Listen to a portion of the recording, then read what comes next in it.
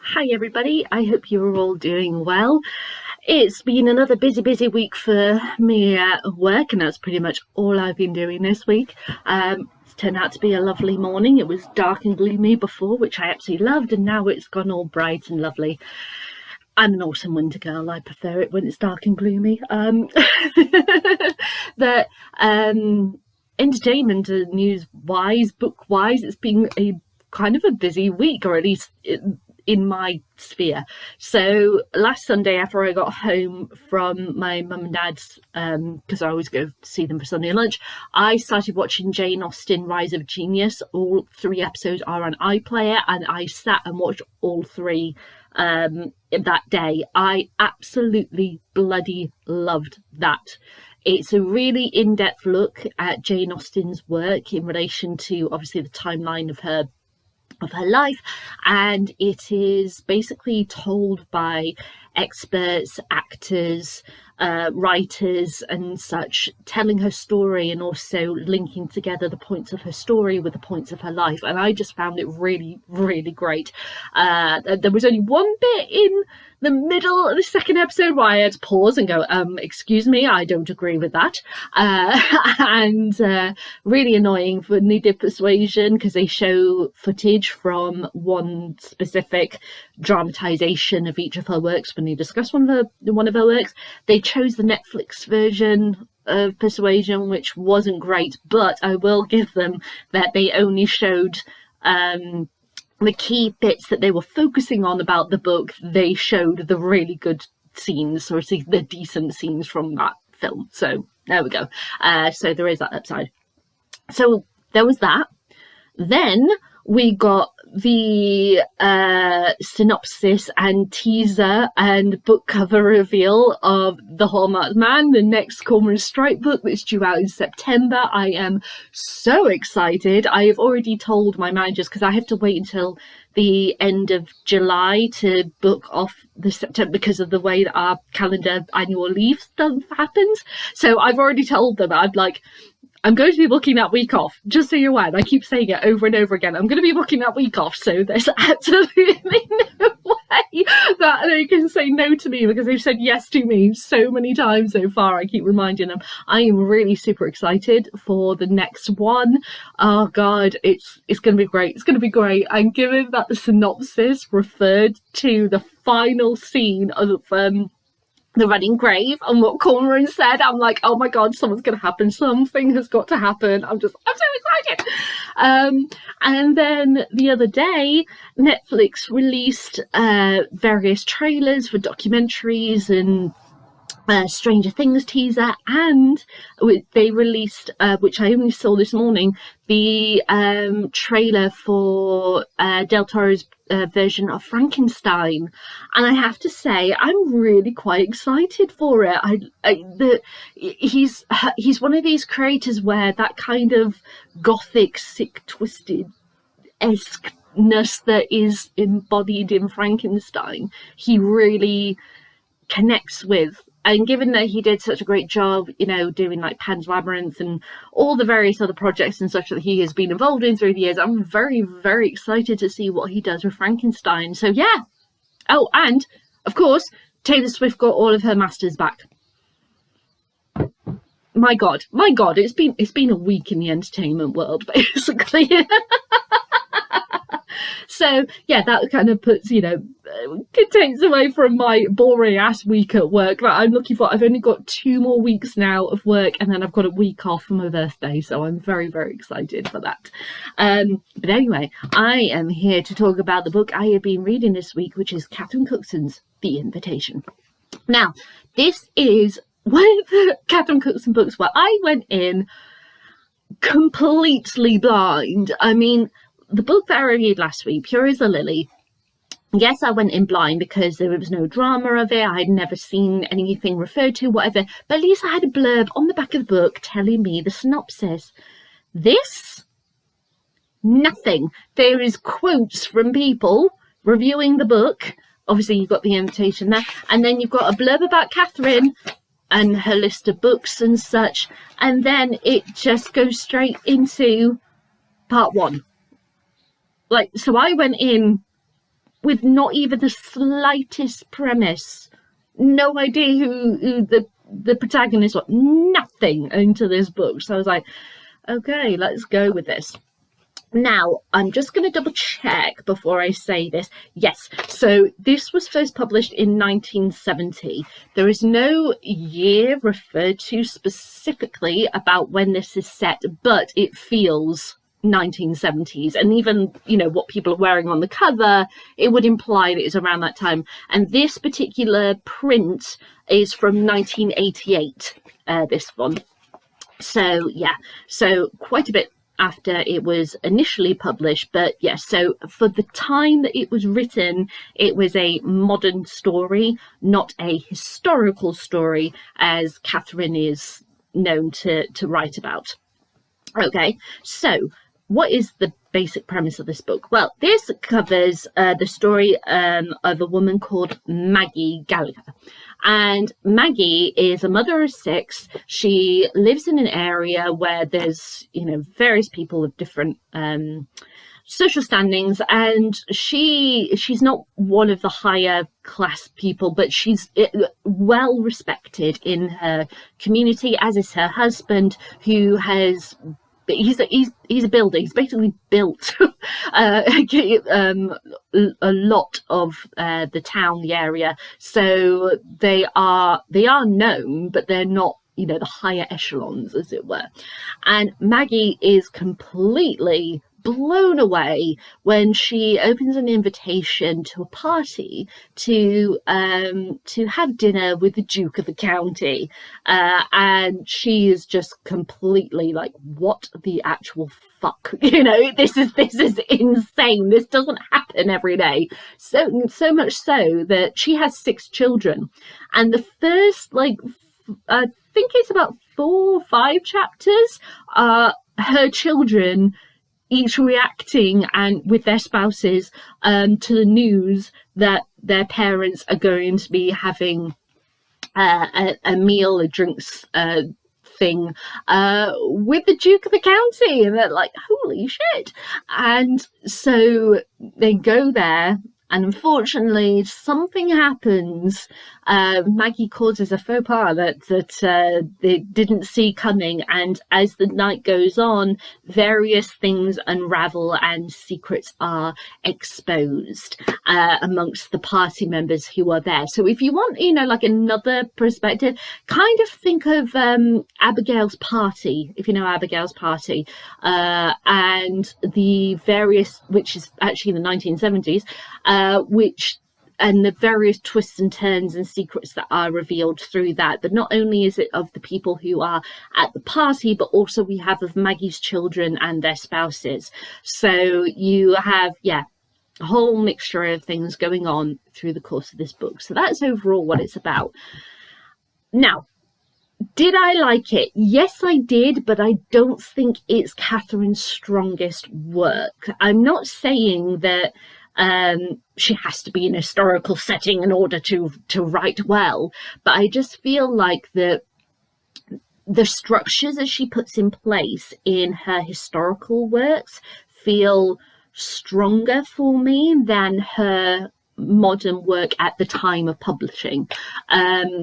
So because there was another one of her books, and the name has fallen out of my head, where it was more modern, 1970s and such, and it just felt a bit off. Like she wasn't quite comfortable in that setting. But if you look at something like the Round Tower, where we are in the 50s, late 50s, early 60s, when it begins, she is very, very comfortable. And yes, there is more of a jump towards the 70s in that, but because she's had the bulk of it in the past compared to obviously when the book was published, it feels like she's more comfortable there. So having this completely modern setting felt a little bit alien, in a sense. Saying that though, she throws everything at this. It's one of these books where things just completely happen out of the blue. In her other books, you can see things building up and then, wham, something will happen, because you have had that build-up. You've recognized it. You've read through the build-up. This, it just happened out the blue, like bam, bam, bam. Like, whoa, that completely threw me off. But it was very, very brave of her to do that. Sometimes you have writers who will do something that's completely different, and they could be experimenting with things. They could be just wanting to try something new. They want to experiment in their works. And Catherine, all of her books, I love the fact that all of her books are completely different. It's not a case of that every single one follows the same formulas over and over again, so then they become very predictable. But this one, it feels like she was really experimenting here, to the point where she did something that I didn't like, that I think if Catherine was doing what she usually kind of does, there would be one scene that I really, really wanted to see in this book. I'm not going to say what it is, because obviously spoilers, I'd have to reveal various things that happen, but I will say a confrontation. And I'm thinking, if this was one of her other books, we would have had that confrontation in detail.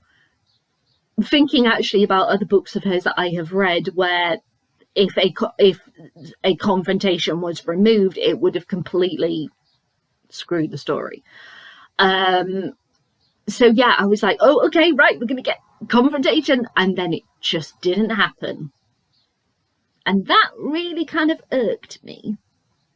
I really wanted it, but maybe it was that thing that she was just, again, experimenting or expressing that there are some things behind closed doors between married couples that you should not see. But then these are fictional characters, and you've led us through this twist and turny book for hundreds of pages. And I'd expect to see then this confrontation happen, and it just didn't happen. So yeah, I can see the argument both ways, really. And I wanted the confrontation, and it just wasn't there. I will say also, I was thrilled that she broke her own convention as well for our protagonist. See, she's done mothers, she's done daughters, she's done various different ages and such before, but it tends to be that in her books, because she does it's not common for her to stay in the one time period. So she will jump about. So you'll see, like, her protagonist, so female protagonist, be a young woman, or sometimes even start off as a child and then progress to young woman and then go into adulthood and then go into motherhood and such. Or start with the young woman who finds herself pregnant or something, and then we follow her into motherhood, and then later with her next generations acting as a grandmother and such. That kind of what she does. But in this one, Maggie is a mother of 6, and it covers one night.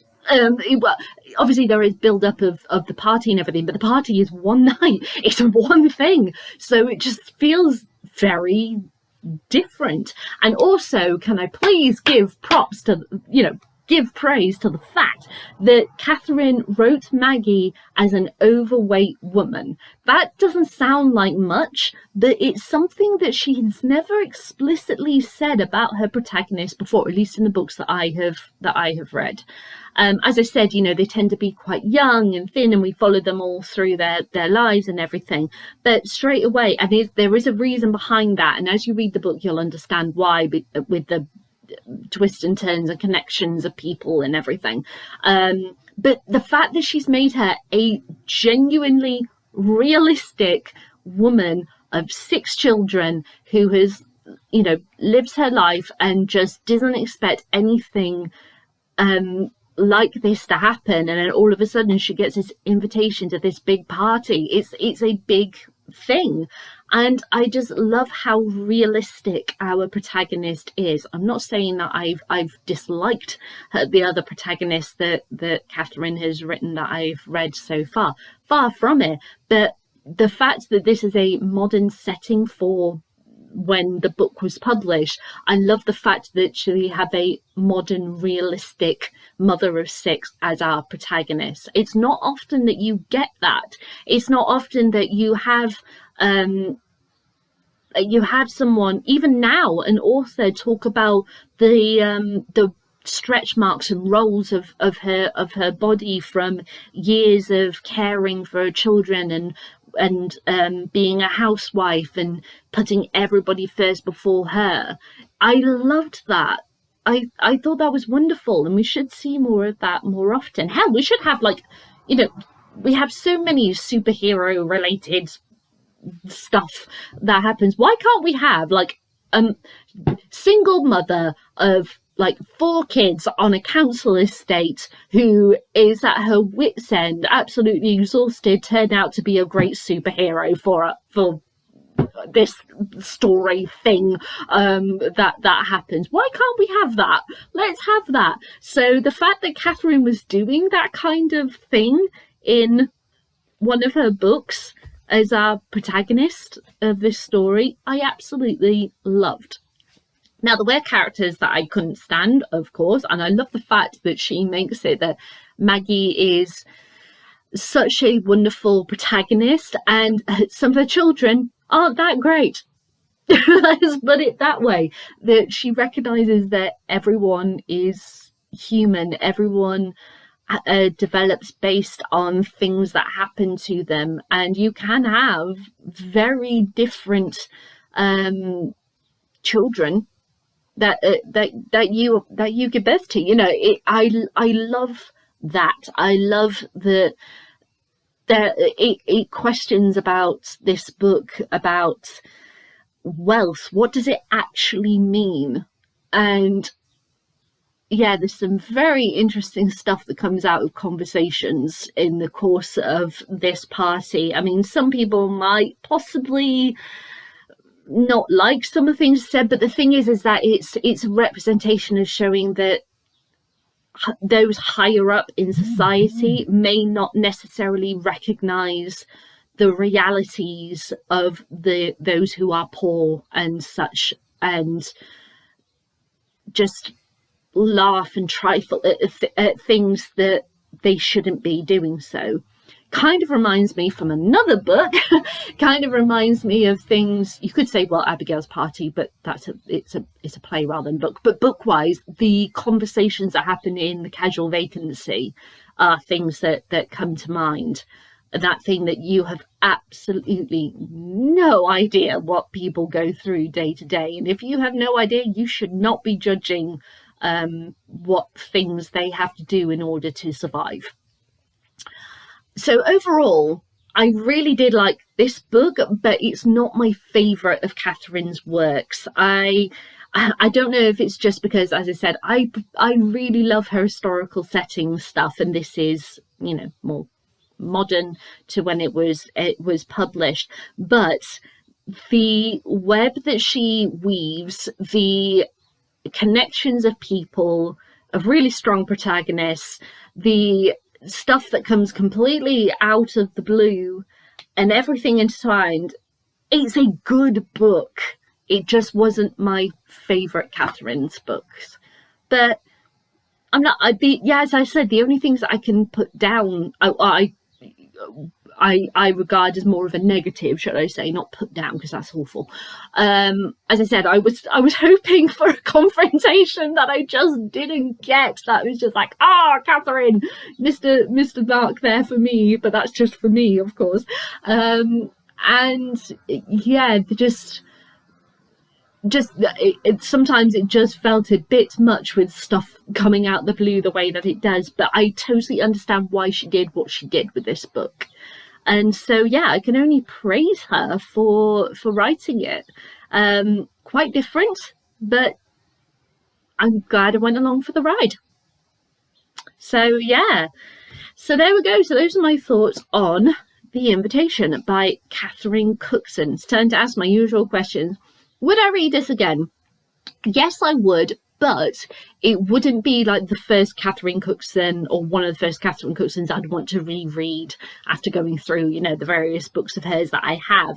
But I wouldn't say no to it. Yeah, it's just a bit different than what I think of when I first think of Catherine Cookson's books. Would I recommend this to anyone? Well, if someone wants to read a Catherine Cookson book that is really quite different from the historical stuff, then yeah, give The Invitation a go. Just be aware, as I said, that there might be some things that just happen completely out of the blue that you're not prepared for, or possibly some stuff that is said, some conversation stuff that might not cause offence, but you might feel a bit irked by. Let's put it that way. Would I read any more of Catherine's works? Well, yes, of course. I can't believe I've only got 9 of her books now left to read. 9! And I still haven't got Our Kate. I really want to find a copy of Our Kate, because that's the book that she wrote about her mum. So yeah, I'd really love to find a copy of that. I may have to go hunting on World of Books or something to try and find it, treat myself for my birthday. But yeah, there we go. So those are my thoughts on The Invitation by Catherine Cookson. If you read this book, I'd love to know what you think. Give me a comment in comments box below. Give me a thumbs up, thumbs down, entirely together decide. And I'll back my thoughts on my next read, which is the last of the picks from the jar previously, which is Summer Nights at the Moonlight Hotel by Jane Costello. Never read her works. I don't know what I'm going to make of this, but let's give it a go. And yeah, so most likely it'll be next weekend I'll be back, and then I'll be back with my new picks from my jar of randomness. So let's see what happens then. All right then, everybody. Bye.